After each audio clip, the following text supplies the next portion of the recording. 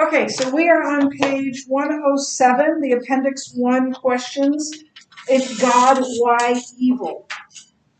This one centers mostly around evil. The other sources center mostly around suffering. So here's the first question. This objection has certainly caused a lot of people to doubt God's existence because they can't seem to understand how God and evil can coexist. Thus, as a Christian, why is this a formidable question, and why must Christians answer it?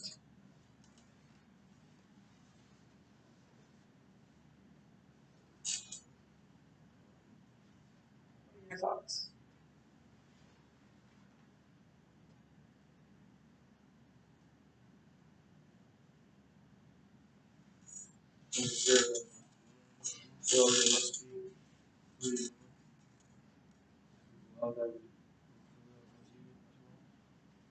Okay, say that again for me.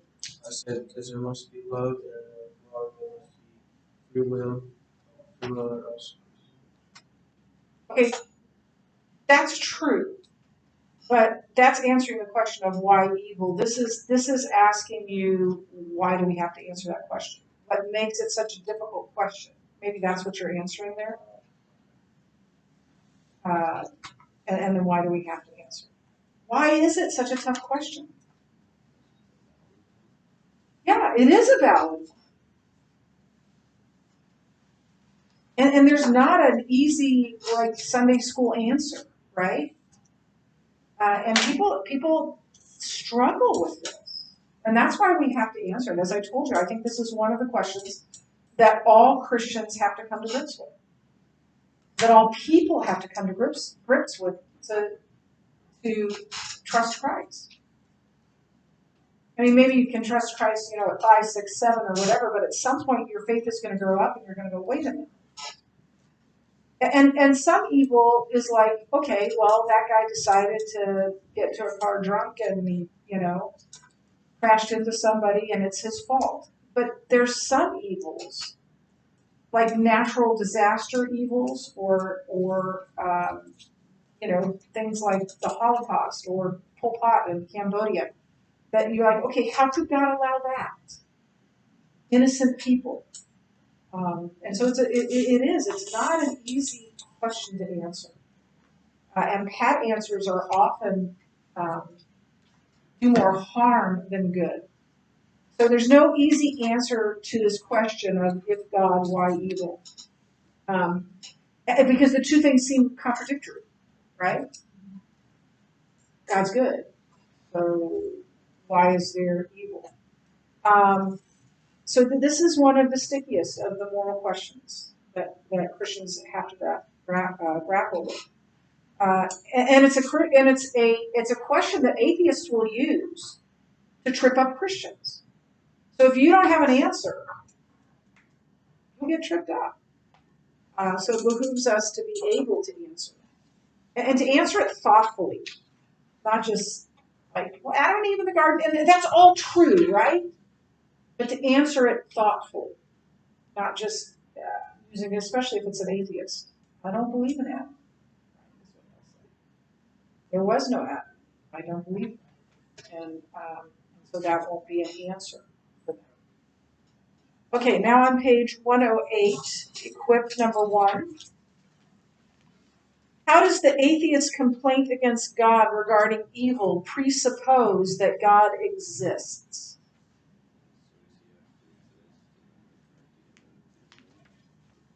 Okay, it assumes he has to exist in order to get rid of the evil.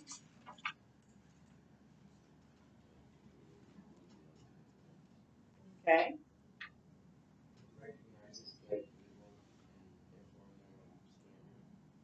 Yep, that's exactly what we talked about when we talked about the moral law, right? Is that you can't understand what evil is unless you understand what good is. The only way you know a line is crooked is because you know what straight is, right? So you have to presuppose good to understand that there is evil. If there is good, that presumes a moral law. And the moral law presumes a moral law giver. So you have to presume God or assume God, even to grapple with the question. That's a deeper answer for someone. Because that person who's saying to you, is God, why evil? Doesn't deny evil. You can't deny evil, right? He denies God, even as he's presupposed. So what does the Bible say, or when does the Bible say evil began?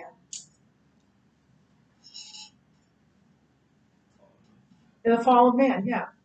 So sin came in the garden by the free choice of Eve and also Adam.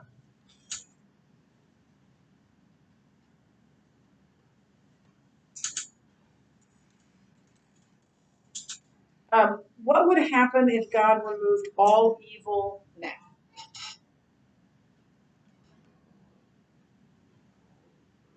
All, yeah, yeah. Our evil would be judged along with the evil that we really think is evil. We don't really see our evil as being that evil, but um, our evil would be judged as well.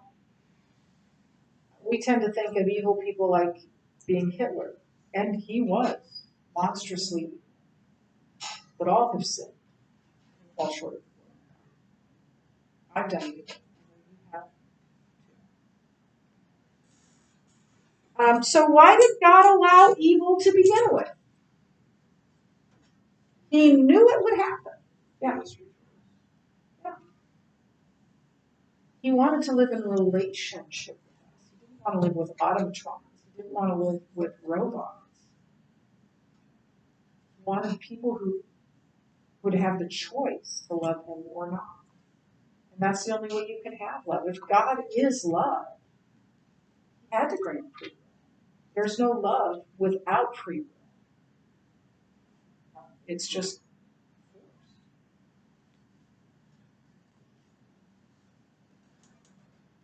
So in order to get rid of evil, he would have had to get rid of free will, and therefore, God is love. So he wouldn't do that. Why hasn't God defeated evil yet?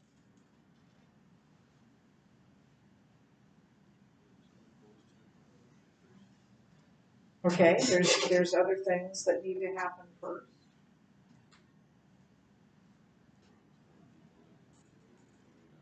Wants more people to come to him.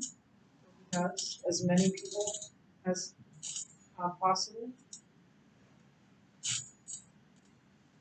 Here's an inconvenient truth that we don't like to hear. God works on his own timetable, not ours. We ask God for things and we put preconditions on when, how, where. It doesn't work that way. It's like the 2-year-old that doesn't want to go to bed. Wants to go to bed on his own time. A good parent says, no, I love you. So you're going to bed. Also, I need a nap because so that was another thing I said to my children sometimes. So God acts on his own timetable, not ours. He's not a trick pony. He's not Santa Claus.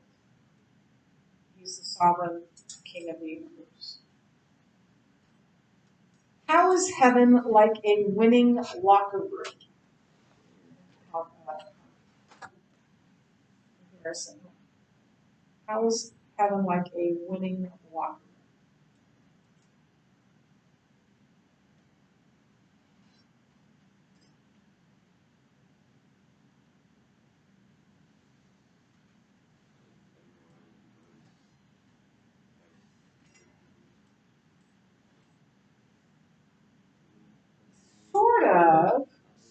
Sort of.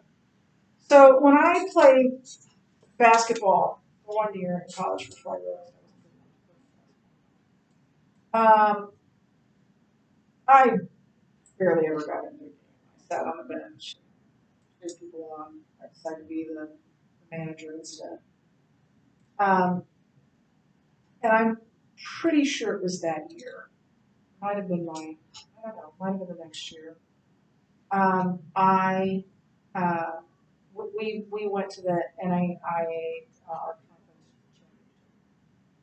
conference, and we actually lost that game. But the game before, we'd never gotten to the conference championship. So the game before that we won to get there was huge. Now my roommates were all very important parts of the basketball team. They were much better basketball players. And it meant a lot to me, but I didn't have any part in it other than to make them better. To them, they're the ones that fought for that victory. And so it was more personal, I think, to them. And so I think what your book says is that those who are closest to the action receive the most from the win. Everyone won. We all won. But some have been more invested than others. I think that's true with believers as well. There will be people that get into heaven by faith in Christ. But think about someone like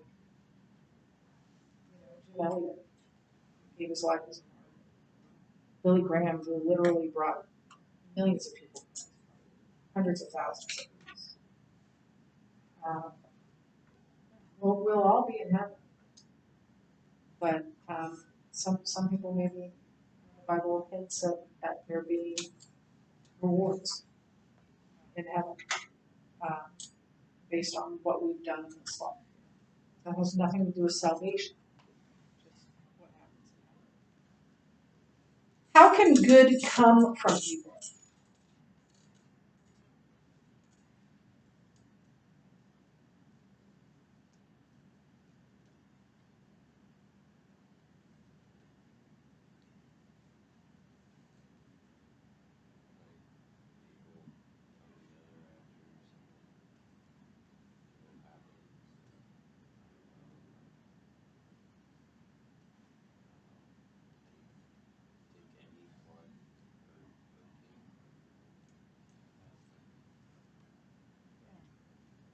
God is able to use evil powerfully in our lives. And not just like everybody comes together and helps each other. People come to Christ oftentimes through difficult situations. And then the other part of that is that, I've told you this before, nobody says, I want to suffer. Unless there's something wrong. Right? I really want to, Lord, give me more suffering. I don't think that's a normal prayer. But somehow suffering accelerates our spiritual life because it causes us, we can't rely on our own power, which we do much of the time. I do much of the time. We have to rely on Him. And I know in my own life, the times I've grown the most spiritually is in the hardest time. I think I told you about the spiritual struggle I went through after my father's death. And it was hard. And it was difficult. But I came out of it far more certain of my faith and with a much closer relationship with Jesus. In fact, I started teaching Bible studies this September before he died in February. 12 days that we knew he was dying. And I was writing a Bible study on Esther as I sat by my father's. So, yeah, God can use suffering powerfully to draw us to Himself. Is it true that God allows bad things to happen to good people? First of all, is that true? Did he talk about the Appendix talk about Rabbi Kirshner's book, why bad things happen to good people. Why? Why is that not true? Are there any good people? There was one. His name was Jesus. That's it, right? So there is no, so bad things aren't happening to good people. Bad things are happening to bad people. We are all sinful. And then secondly, God is omnipotent. So we have to say he has power over every situation.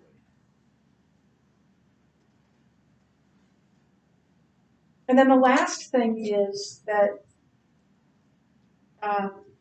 often we cause our own suffering. And we get angry at God for that. We create the situation and we blame God. We disobey our parents and we get grounded, or we drive too fast and get in an accident. That's not God's.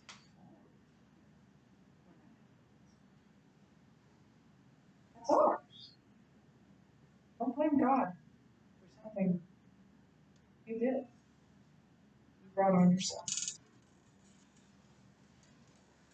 What are the 5 options God had in creation, and explain why this world was created in the best possible way? What was the first one?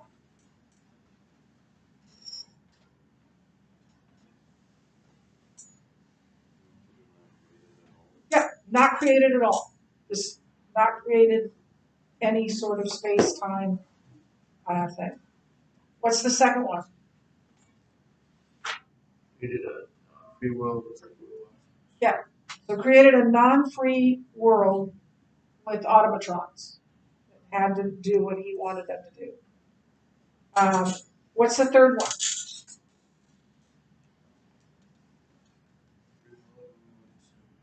Right, so create a free world where we would not sin. And what's the fourth one?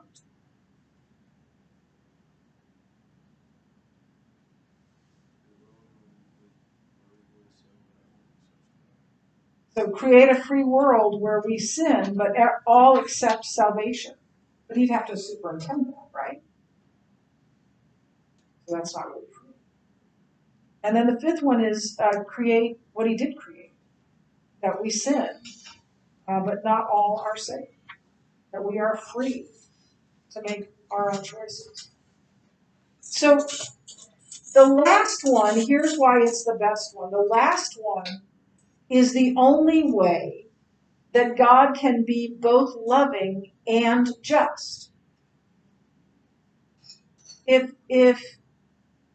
he doesn't create it all, then he can be whoever he wants to be. I don't know. But if he creates a non-free world, he might be just, but he can't live in a love relationship. So each of these, he can't be both loving and just, which is what's required to have a relationship, a true relationship, or for him to have a true relationship with his creator or with his creation. All the other choices don't allow for us to freely choose to be in a relationship. And he wanted to be in a true relationship. Do you want somebody to love you because they have to love you? Or do you want somebody to love you because they want to? The first one isn't even wrong. It's something mistaken. But it isn't even love. The only way love can exist is if it's freely given. Forced love is not love. And this is the only way God could be both loving and just, and he is both loving and just. Okay, last question. Taking into account what you've learned in this dialogue between the Christian and the atheist, how would you respond to the question, if there really is an all-good, all-powerful God, then why does he allow evil?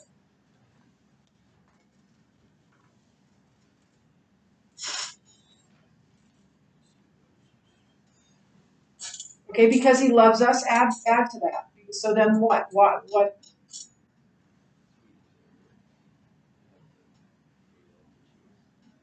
So we would have the free will to choose to love him. And it's the only way that we can live in relationship and a love relationship with him is if we have that choice. And so he allowed evil. Because he allowed free will. He knew that that was the bargain, that you get evil when you get free will, because he knew that we would choose, and we do choose, sometimes daily we choose to go against what God's best for us. And he knew that would happen. But he also knew it was the only way he could have a true relationship. Questions on this?